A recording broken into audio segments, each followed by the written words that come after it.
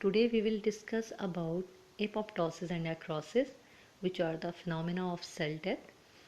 पहले हम apoptosis देख लेते हैं. Apoptosis is one of the main type of programmed cell death as a result of events inside a cell.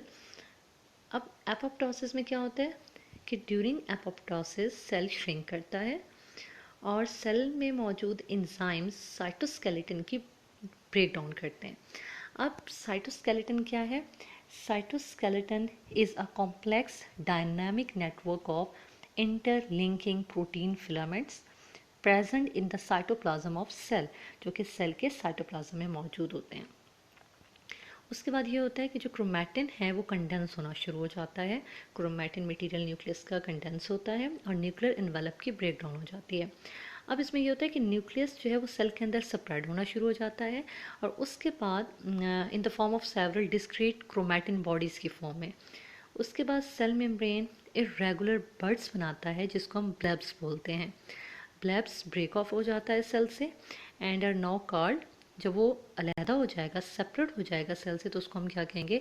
Apoptotic bodies कहते हैं. फिर which are then phagocytosed by other cell.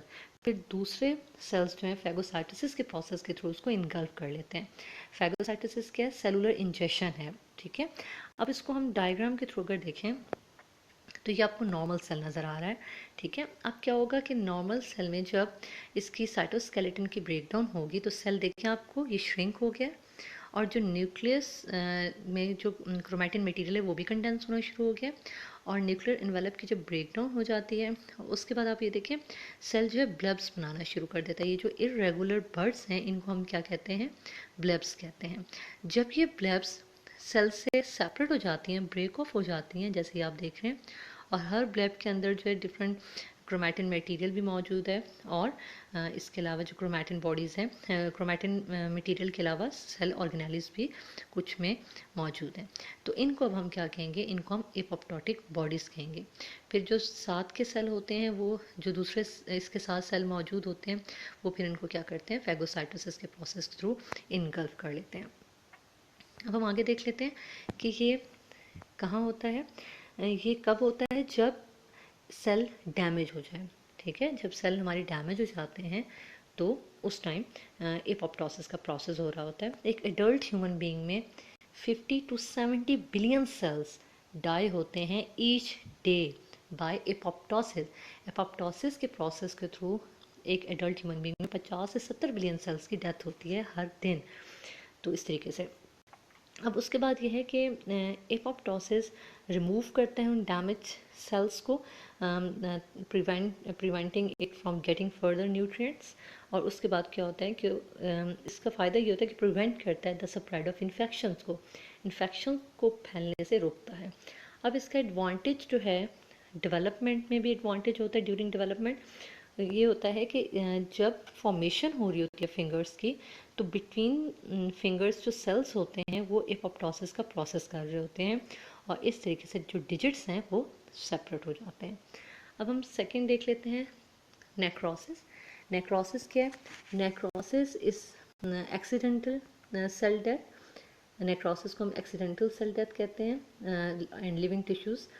Necrosis less sequential है than apoptosis.